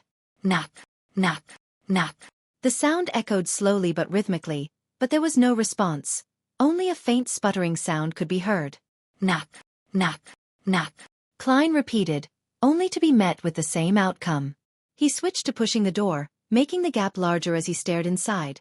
A classic sofa which might have been for serving guests, a soft fabric armchair, and a burly wood coffee table. There was a girl with brown hair behind a table right across with her head drooped. Even though security company is just a guise, isn't this just too unprofessional? How long has this place been out of business? Right, you guys don't need any business.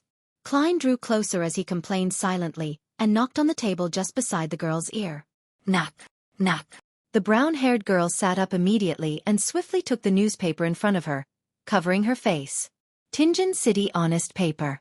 Nice name. Klein silently read the title of the page facing him. The steam train service, Soaring Express that directly reaches Constant City is starting operations today. Oh come on. When will there be one that goes straight to Brindisi Bay? I really don't want to take the ship there again. It's too awful, really awful. Hey, who are you? The girl with brown hair read pretentiously and gave her opinion. As she spoke, she lowered the newspaper and revealed her bright forehead and light brown eyes, looking at Klein with a fawning and startled look. Hello, I am Klein Moretti, and I am here at the invitation of Dunn Smith, Klein said as he took down his hat to his chest and bowed slightly. The brown-haired girl looked to be in her early 20s. She wore a light green, Lone-style dress. She was set off with beautiful laces on her sleeves, collar, and chest. The captain. All right, wait here for a moment. I'll go get him. The girl scurried up and went into the room beside her. She didn't even serve a cup of water or anything. The level of service awareness is worrying. Klein smiled faintly as he waited at his spot. After 2 to 3 minutes, the brown-haired girl opened the door and came out. She said with a sweet smile, Mr. Moretti, please follow me. The captain is on watch at the Chinese gate, and is unable to leave at the moment. Okay. Klein quickly followed behind. In his mind, he pondered to himself. Chinese gate, what could that be? Going through the partition, the first thing he saw was a small corridor, with only 3 offices on each side. Some of these offices were locked tight, while some were opened, revealing someone on the inside who typed non-stop on a heavy mechanical typewriter. At a glance, Klein noticed a familiar figure. The young officer that had investigated his apartment, the one with the black hair and blue eye and romantic vibe of a poet. He was not in official wear. His white-collared shirt was not tucked in, making for quite an unruly appearance. Perhaps he really is a poet. Klein nodded in greeting and was greeted with a smile. The brown-haired girl pushed open the left office door at the end of the room and pointed inside, chirping, "We still have to go down a few levels." This office had no furniture in place, only a grayish-white stone staircase that extended downwards. The 2 sides of the stairs were lit up by gas lamps. The stable glow dispelled the darkness and gave a sense of harmony. The brown-haired girl walked in front, staring at her feet while walking carefully. Although I walk here often, I am still constantly afraid of falling down, tumbling down like a barrel. You don't know, Leonard did such a folly. On the first day of becoming a sleepless, the first day where he had not mastered his new powers, he tried to rush down the flight of stairs. And then he became a cartwheel. Haha, it was hilarious if you think about it. Oh yes, it was the guy that greeted you just now. This was about 3 years ago. Speaking of which, I have been with the Nighthawks for 5 years. I was only 17 when I joined. The girl watched her steps as she spoke. Suddenly, she smacked her forehead and said, I forgot to introduce myself. I'm Rosen. My father was a member of the Nighthawks, who sacrificed himself in an accident 5 years ago. I suppose we are colleagues from now on. Yeah, colleague is the right word. We are not teammates since we are not Beyonders. I hope to have the honor, but still it depends on what Mr. Smith has to say, Klein said as he sized up the enclosed surroundings. He felt that they were going underground. Dampness seeped out from the stone walls, dispelling the summer heat. Don't worry, the fact that you came so far means the captain has agreed. I've always been a little afraid of him. Even though he is amiable, a fatherly figure. I don't know why, but I'm still afraid. Rosen spoke as though there was a piece of sweet in her throat. Klein answered humorously, Isn't being afraid of a father normal? True, Rosen said as she held the wall around the bend. As they spoke, the two finished walking down the stairs and reached a stone-paved floor. It was a long aisle. Both sides of the walls were mounted with gas lamps surrounded by metal gratings. Klein and Roseanne's shadows were elongated under the illumination. Klein keenly noticed that there was a dark sacred emblem every few meters, the symbol of the Evernight goddess.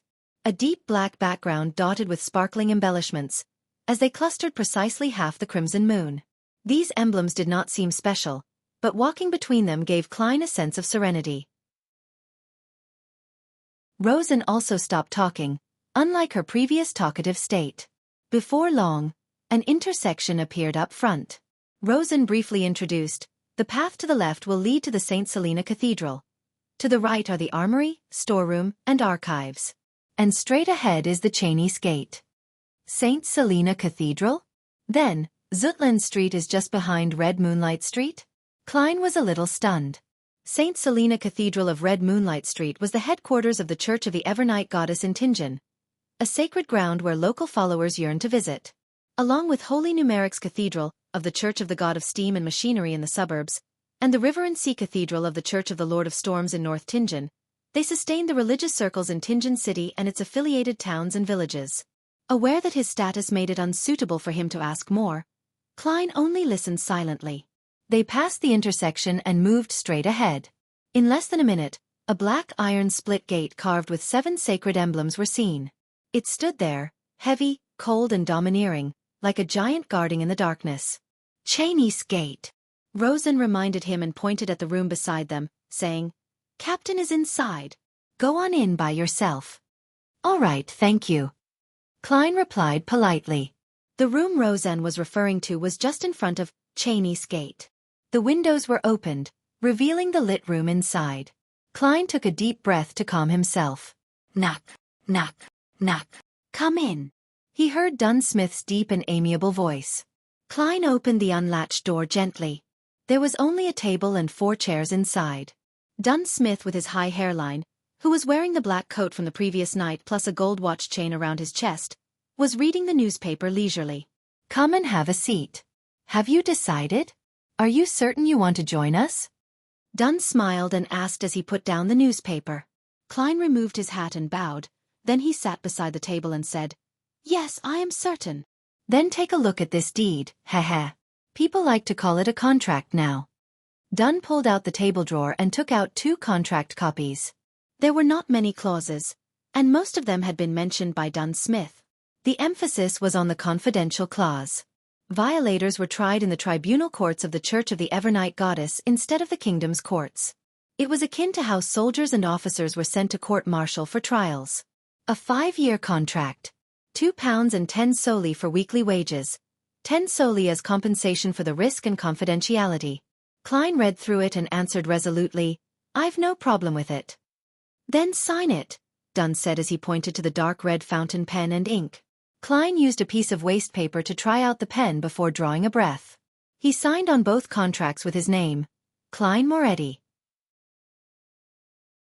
As he did not have a stamp yet, he could only use his thumbprint.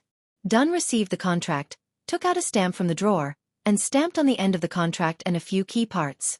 With that done, he stood up and returned a contract with one hand, and reached for Klein with the other saying, "Welcome from now on, you are one of us, and please note that the contract is confidential as well." Klein stood up as well.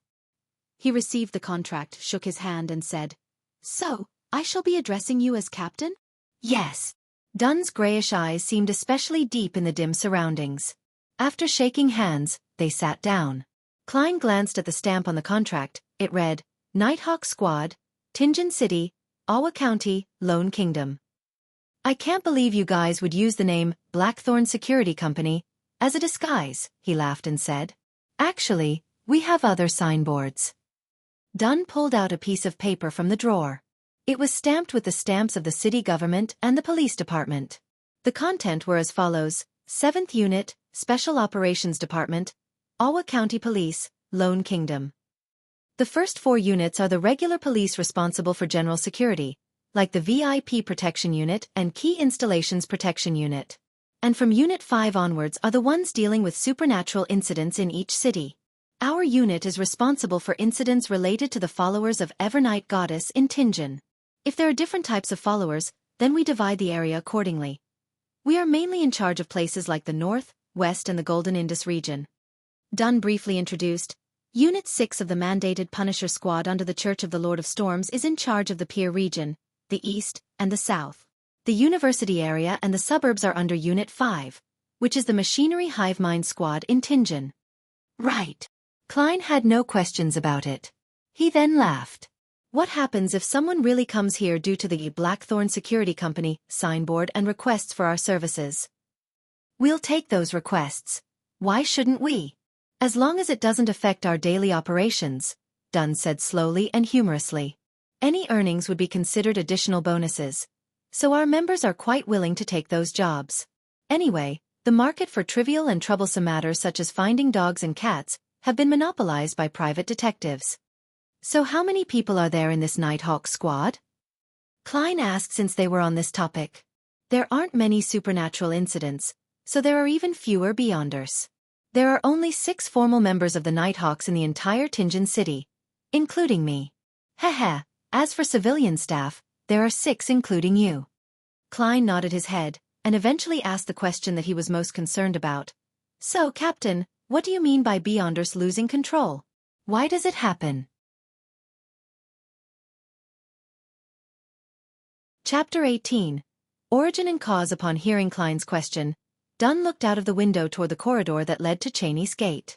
He took out his pipe, stuffed it with some tobacco and mint leaves, and held it to his nose. He took a deep whiff as his voice turned reflective and drifting. Only at home can I enjoy the beautiful flavors of tobacco mixed with mint leaves without any worries. Klein, do you know about the creation myth? Of course, when I received primary education during Sunday school, we learned to read using the revelation of Evernight. Among them, the Book of Wisdom and the letters from the saints mentioned the myth of creation. Klein attempted to recall via the memory fragments of the original Klein. He slowed down his tempo and said, "The Creator awoke from chaos and shattered the darkness, creating the first ray of light. He then fused himself completely into the universe and made up all of existence. His body became the land and stars. One of his eyes became the sun, while the other became the crimson moon. Some of his blood rushed into the seas and rivers, nourishing and nurturing lives." Klein subconsciously paused when he said that. Partially, it was because the relevant memories were a blur and that the creation myth was very similar to the Chinese creation myth of Pengu. The imaginations of people from different worlds shared something in common on their myths and legends. Noticing that Klein was having trouble, Dunn smiled and added, "His lungs turned into the elves, his heart turned into the giants, his liver turned into the Traiants, his brain turned into the dragons, his kidneys turned into the feather serpents, his hair turned into the phoenixes, his ears turned into the demonic wolves, his mouth and teeth turned into the mutants, and his remaining bodily fluids turned into the sea monsters, of which the essence was Naga. His stomach, his small and large intestines, and the evil parts of his body turned into devils, evil spirits and various kinds of unknown maleficent existences. His spirit became the eternal blazing sun, the Lord of the storms, and the God of knowledge and wisdom. His wisdom gave birth to humanity. That was the first epic, the Chaos Epic." Klein finished the last sentence for Dunn, but he found it funny and ridiculous. As a keyboard folklorist, it was the first time he came into contact with a creation myth that was arranged in such great detail. It was so detailed that almost every prominent race corresponded to a particular body part of the creator. It's like a children's song with children sitting in a row and eating fruit. Furthermore, it was not only mentioned in the canon of the Evernight goddess. The churches of the Lord of Storms and God of Steam and Machinery also had similar descriptions. None of them alleviated themselves or devalued the other gods. This either means that the creation myth is real or hints that the few churches had undergone a long period of strife before compromising before the fifth epoch. With this in mind, Klein suddenly had another question. He asked with a frown, "It feels problematic. Why are the eternal blazing sun, Lord of Storms, and God of knowledge and wisdom born directly from the Creator's spirit, while the goddess isn't?" In the revelation of Evernight's prehistorical records, the Evernight goddess had only awoken at the end of the second epoch. Together with the Lord of Storms, eternal blazing sun, and other gods, she blessed and helped humanity survive the cataclysm. It was also known as the third epoch, the Cataclysm Epoch. It was during that time that Mother Earth and the God of War appeared as well. As for the God of Steam and Machinery, whose original name was the God of Craftsmanship, he was born only in the fourth epoch. In that sense, the standing among the gods seemed self-evident. The ones who were more ancient was more orthodox. It was extremely clear. This also troubled the believers of the Evernight goddess. Dunn Smith held his pipe with another hand and instead of answering, he returned with a question, "Repeat the goddess's full title." Klein immediately felt like he had stabbed himself with a knife. He racked his brains and tried his best to recall. The Evernight goddess is nobler than the stars and more eternal than eternity. She is also the Lady of Crimson, the Mother of the Secrets, the Empress of Disaster and Horror, Mistress of Calm and Silence.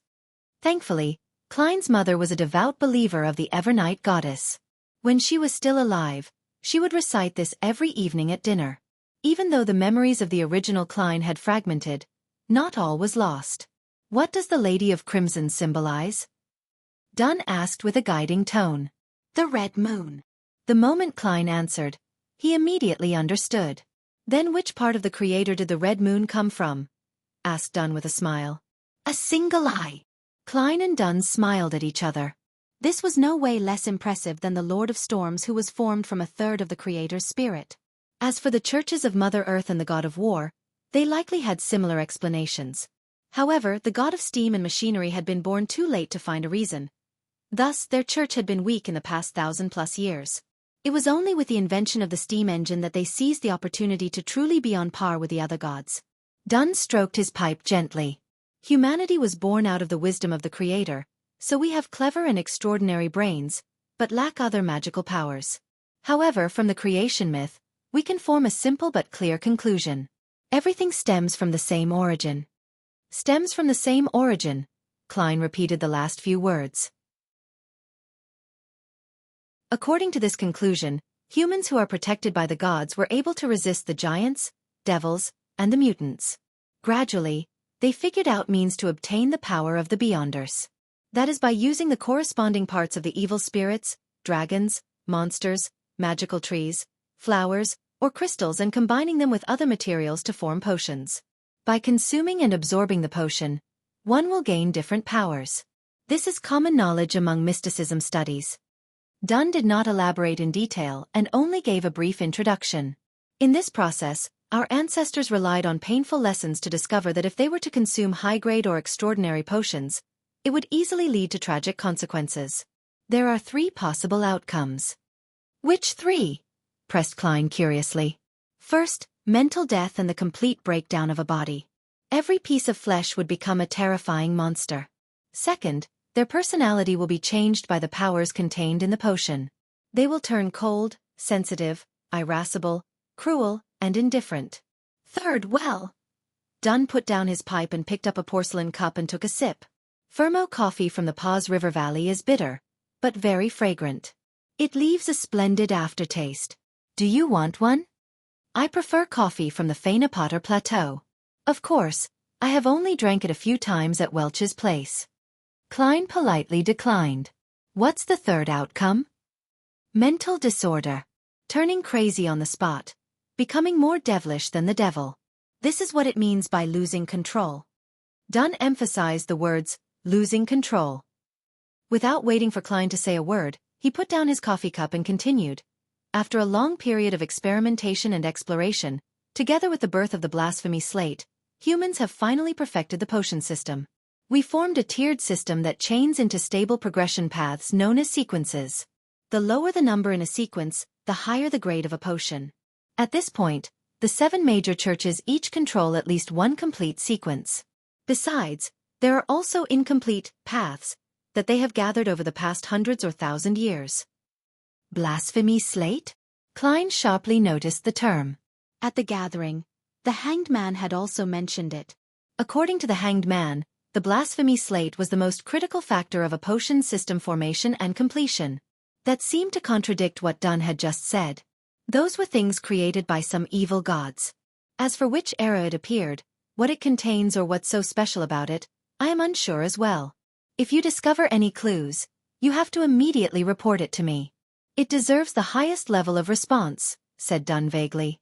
I mentioned one of the types of losing control. I'll now tell you the remaining 4. All right. Klein pushed the question of the blasphemy slate to the back of his mind and listened attentively. Although humans have clever minds, they lack extraordinary powers, it is not absolute. There are always a few lucky ones. Perhaps I should call them the unlucky ones. They are born with relatively higher perception. Well, it also means the ability to sense spirits. They can hear voices that others cannot hear and see things that others cannot see. They have partial characteristics of Beyonders. While Dunn spoke, he looked at the empty air around him and watched Klein shudder in fear. In other words, if they are half a Sequence 9 Beyonder and have fixed characteristics. Oh, Sequence 9 is the lowest grade in the chain. In short, they can only choose a corresponding, fixed sequence pathway.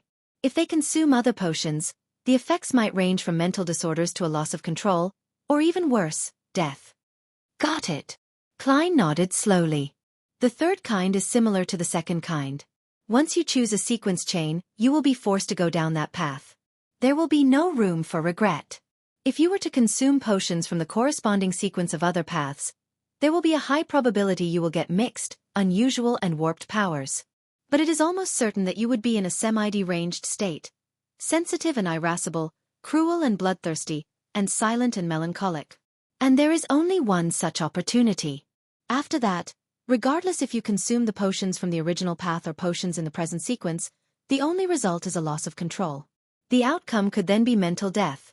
Alternatively, the body breaks down into monsters or even transforms into an evil spirit. As Dunn spoke, he lifted his coffee cup to take a sip. Klein, who turned alarmed and fearful after hearing this, fell silent for a few seconds before asking, "What about the fourth kind?"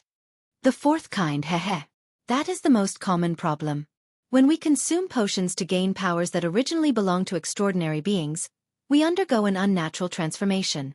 Therefore, we would more or less be affected by the remnant spiritual powers. While perhaps the symptoms might not manifest and are undetectable to others, it will definitely lurk in one's mind. If one rushes to consume the corresponding potion ranked higher in the sequence before fully grasping the extraordinary powers the potion brings and eliminating the subtle traces, the madness will accumulate, increasing the chances of losing control." Dunn suddenly fell silent. After a short pause, he said with a sigh, "As per the internal rules of us Nighthawks, even if a teammate were to make a great contribution, they must have consumed the last potion 3 years ago and be examined before they can be promoted. Even so, there are still many who lose control every year." "How terrifying." Klein drew a gasp as he asked, "Then what about the final kind?" There was no trace of a smile despite Dunn's curved lips. "The fifth kind is the most common reason for a loss of control. For Beyonders, one's spiritual perception would be enhanced more or less. The smaller the number in the sequence, the more enhanced their perception. Therefore they would hear what others cannot hear, see what others cannot see, and encounter things others would not encounter. They are constantly met with mysterious enticement and illusionary bewitchment. Once they are overstimulated or have greedy desires, they will slowly go down the path of losing control." As he spoke, Dunn looked straight at Klein, his gray pupils reflecting Klein's figure. His tone turned bleak as he said, "The founder of the Nighthawks, Archbishop Chainies, once said, 'We are guardians, but also a bunch of miserable wretches that are constantly fighting against dangers and madness.'"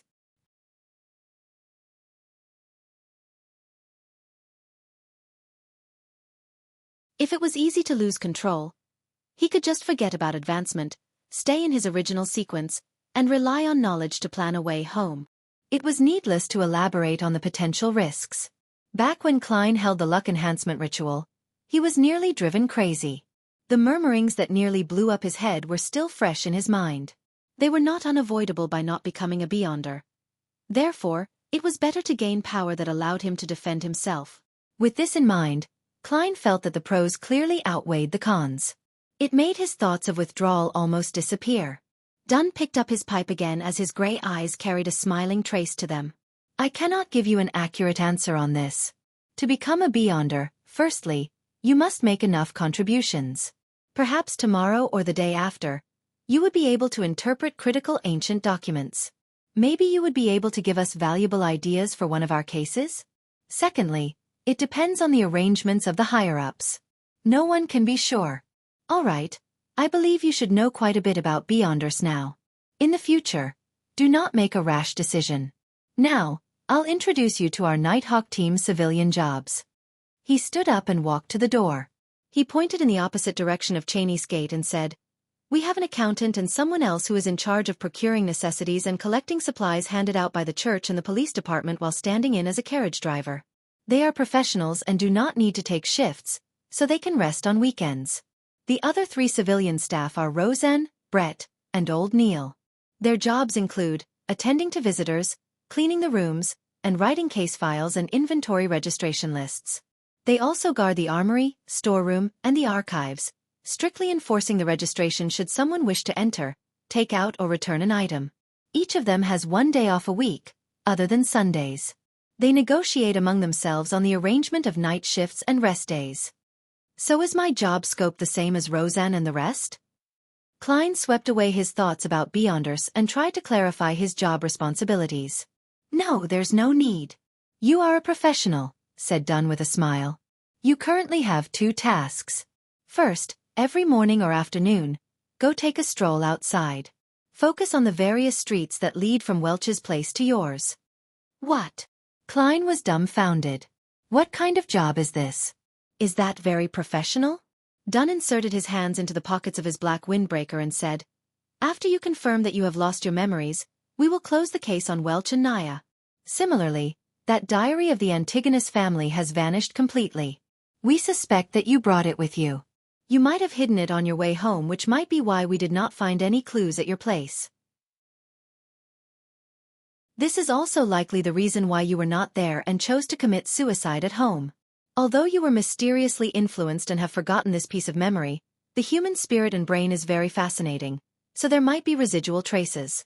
Daly might not be able to obtain them through her means as a medium, but it does not mean that they do not exist. Perhaps you will feel a sense of déjà vu at a familiar and critical spot. That is what we wish to obtain. Got it. Klein was enlightened. The Nighthawk's deduction of the diary's location was indeed reasonable. He was the only one alive among the people involved. Only he had the time and motive to take the diary away and hide it on his way back. If you can find the diary this way, you will likely made enough of a contribution to become a Beyonder, encouraged Dunn, indirectly revealing the importance of the diary. I hope. Klein nodded. Dunn changed the subject again. Secondly, you get a day off every week. You can decide which day it is for now. When you are not outside, go to our armory and read the literature and canon books. This is a job for a professional historian. When you finish them all, you will have to begin taking shifts with old Neil and the rest. All right, no problem. Klein heaved a sigh of relief. This is not something too difficult. At this moment, Dunn turned his body halfway and pointed to the black outward swinging gates that was engraved with 7 sacred emblems. This is Cheney's Gate. It is named after the creator of the modern Nighthawk system, Archbishop Cheney's. There is one under the central cathedral of every major city. It is guarded by formal Nighthawk members on rotation. Inside, there are at least 2 keepers who are sent by the church, as well as countless traps. You must not approach it under any circumstance. Otherwise, misfortune will befall you. That sounds scary, Klein expressed his feelings. The area inside is divided into a few zones. Stored within are certain potion formulas for certain sequences and other magical materials. It is also used to temporarily hold heretics, mutants, cultists, and members of secret organizations. They will eventually be sent to the Holy Cathedral, introduced Dunn in passing. Holy Cathedral? The headquarters of the Church of the Evernight Goddess located in the Winter County to the north of the kingdom. Cathedral of Serenity? Klein nodded slightly as though he was pondering over the matter. In addition, there are all sorts of classified documents and records inside. When you gain a higher clearance, you might have a chance of reading them. Dunn hesitated for a moment before adding, behind the Cheney's Gate, there are also sealed artifacts in the basement. Sealed artifacts? Klein ruminated on the terms. It sounded like a specialized term. Some of the extraordinary items we gather and retrieve are just too important and magical. If they fall into the wrong hands, it would cause immense destruction. Therefore, we have to keep it strictly confidential and watch them carefully. Even we can only use it under special circumstances. Besides, with that said, Dunn paused for a moment before continuing. Besides, there are some things inside that are very special. They had certain living characteristics which can entice the keepers. It would influence the surroundings, attempt escape, and cause catastrophic outcomes. They have to be strictly controlled. How fascinating, commented Klein wistfully. The Nighthawk headquarters have categorized these sealed artifacts into 4 grades. Grade 0 represents extremely dangerous. They are of the highest importance and of the highest confidentiality. They are not to be inquired, disseminated, described, or spied. They can only be sealed in the basement of the Holy Cathedral, described Dunn in detail. Grade 1 is highly dangerous. They can be used in limited ways. Their security clearance is limited to diocesan bishops or Nighthawk deacons and above. The central cathedral of diocese headquarters like Backlund can store 1 to 2 artifacts. The rest will be handed over to the Holy Cathedral. Grade 2 is dangerous. They can be used with care and moderation. The security clearance requires one to be a bishop or a Nighthawk team's captain and above. The central cathedrals in the various cities can store 3 to 5 artifacts. The rest will be turned into the Holy Cathedral or the diocese headquarters. Grade 3 is considerably dangerous. They have to be used carefully. It can only be applied for operations that require 3 or more people. The security clearance requires one to be a formal member of the Nighthawks. In the future, you will see the corresponding documents. Through the numbers you can understand what they represent. For instance, 2 to 125 means that it is a dangerous grade sealed artifact number 125. As Dunn went on, he suddenly turned around and returned to his room. He pulled out a piece of paper from the bottom of the drawer. By the way, take a look at this. 3 years ago, a newly appointed archbishop lost control. For some unknown reason, he stormed through the various levels of protection and vanished mysteriously with a grade 0 sealed artifact. Memorize this photo. If you discover him, do not alert or disturb him. Return to report it immediately, or the chance of you dying in the line of duty is 1000%. What? Klein received the piece of paper. There was no title on it, just a black and white photo with a few lines of words. Ince Sanguil. Male. 40 years old. Former archbishop. A gatekeeper who failed in his promotion and was enticed by the devil and was corrupted. He escaped with sealed artifact 0-08. Particular traits are: the picture depicted in Sanguil as wearing an all-black clergyman robe with buttons on both sides and a soft cap. His hair was dark blonde and his pupils were so blue that it was nearly black. He had a high nose and his lips were tightly pursed. His facial features were like a classic sculpture without any wrinkles. The most striking characteristic was that he was blind in one eye. The description of the corrupted is so detailed, but the only thing about the sealed artifact is its code name. Klein honestly offered his first impression. That's why it is at the highest security clearance. The search for sealed artifacts number 0-08 is only described verbally and never written in words. Even so, the description will be little, said Dunn with a sigh. 0-08 appears to be a common quill, but it does not need ink to write. That's all. Dunn did not dive deeper into the topic. He tugged at the golden chain on his black windbreaker and took out a gorgeous pocket watch of the same color. He clicked it open and took a glance before pointing outside. I've told you all you need to know. Go to the armory to find old Neil. Get him to arrange the documents that you need to read. He is no ordinary civilian clerk. He was once a formal member, but due to his advanced age, he failed to be promoted. His health is ailing, so it's no longer suitable for him to handle cases. Furthermore, he does not wish to become an internal keeper or rest at home. All he wishes is to be accompanied by documents and records.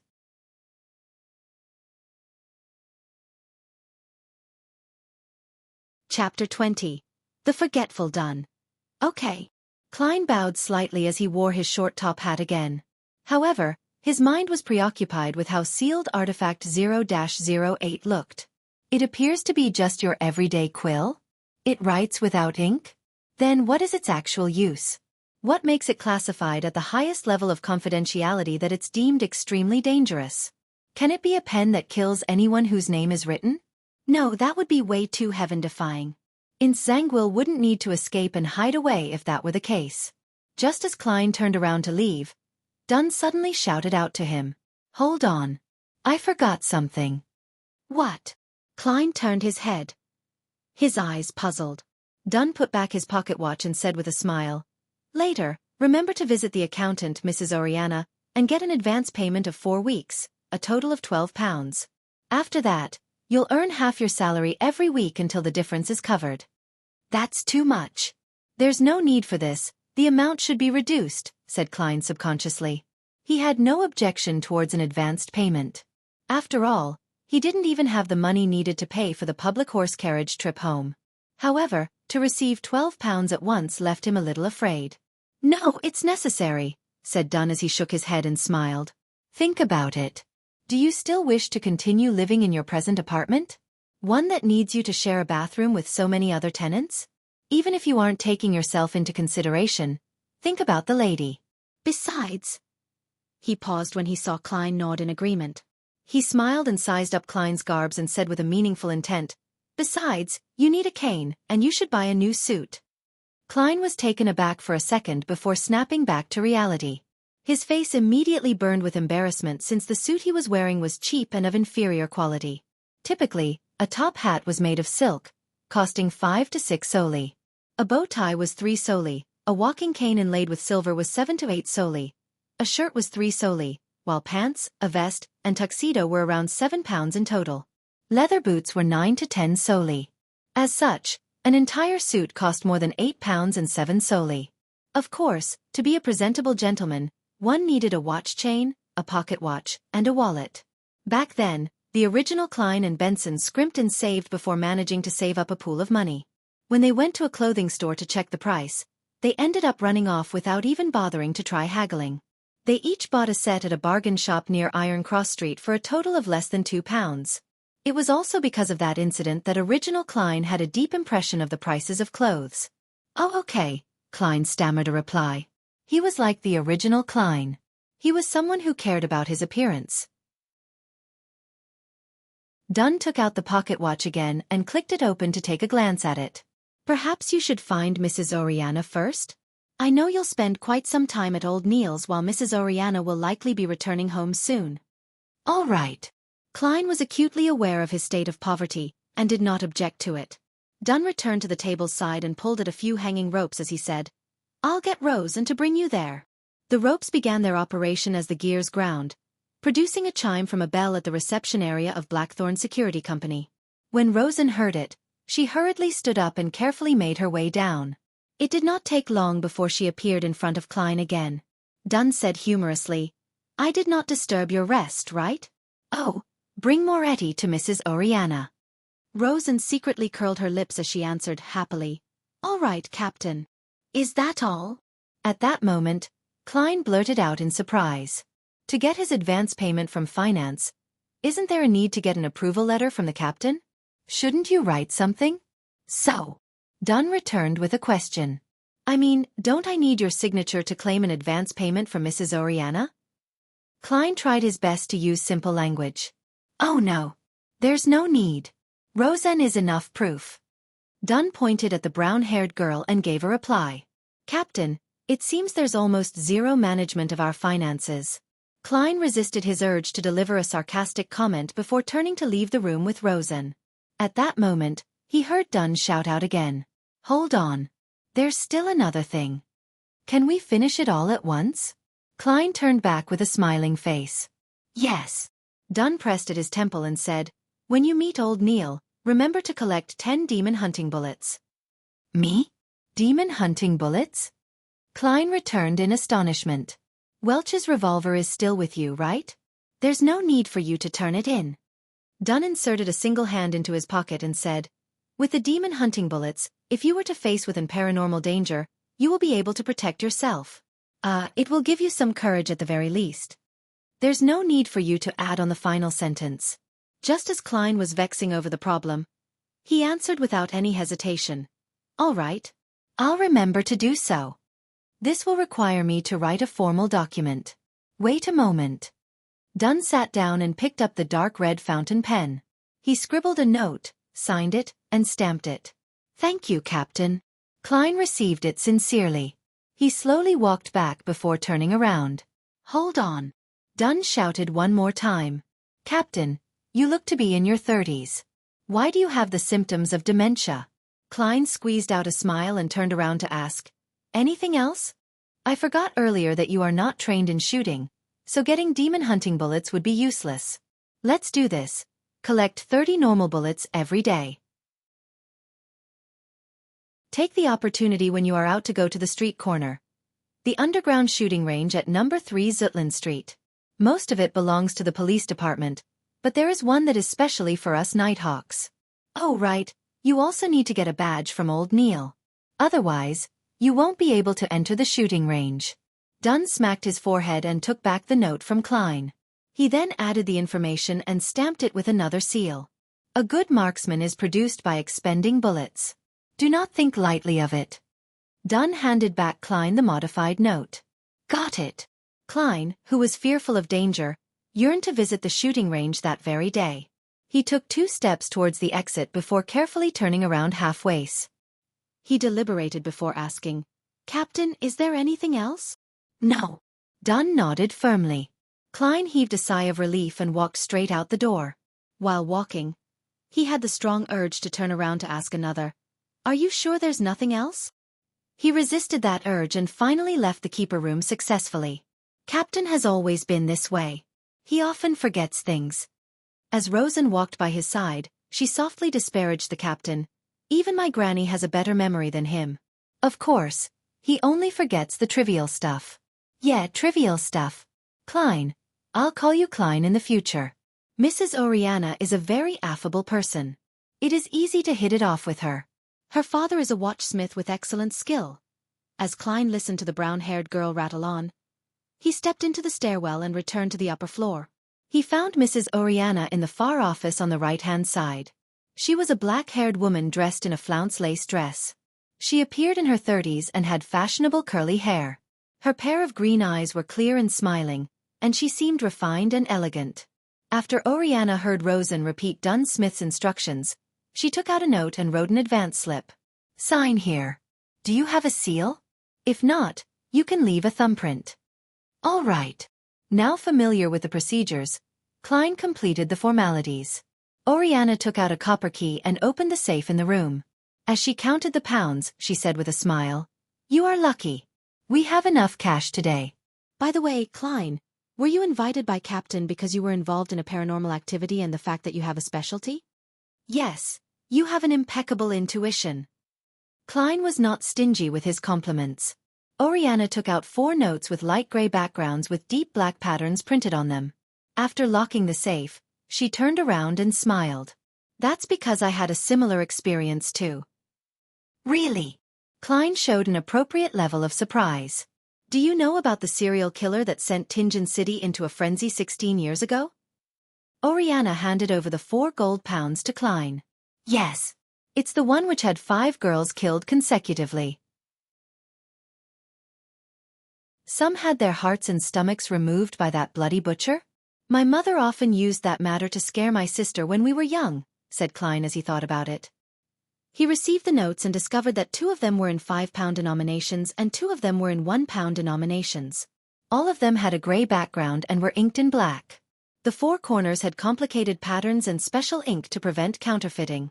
The former notes were slightly bigger and in the middle of them was Lone Kingdom's 5th king, George III's direct ancestor, Henry Augustus I. He wore a white hairband above his rotund face. His eyes were slender and he had an abnormally serious expression. However, Klein felt an indescribably sense of closeness to him. This was a £5 note. It's almost equal to 4 weeks of Benson's salary. In the middle of the £1 note was George III's father, the former king, William Augustus VI. This mighty figure had a thick mustache and a firm gaze. While he was in power, he freed the Lone Kingdom from the shackles of the old order, allowing his nation to regain the pinnacle spot. They were all good kings. Klein could faintly smell the note's ink that elated and refreshed him. Yes, if the Nighthawks had not come in time, I would have been the 6th victim. Mrs. Oriana's tone still hinted at a sense of lingering fear despite the incident having happened more than 10 years ago. I heard that the serial killer, no, the butcher was a beyonder? Klein carefully folded the paper notes and placed it in an inner pocket of his suit. Then, he patted the area a few times to confirm it was there. Yes. Mrs. Oriana gave a firm nod. He had killed even more before that. The reason why he was captured was because he was preparing a ritual for the devil. No wonder he wanted different organs. Sorry, Mrs. Oriana, for making you recall such unpleasant memories, said Klein sincerely. Oriana smiled. I'm no longer afraid. I was studying accountancy in business school back then. After that incident, I've been here ever since. All right, I'll stop keeping you from what you should do.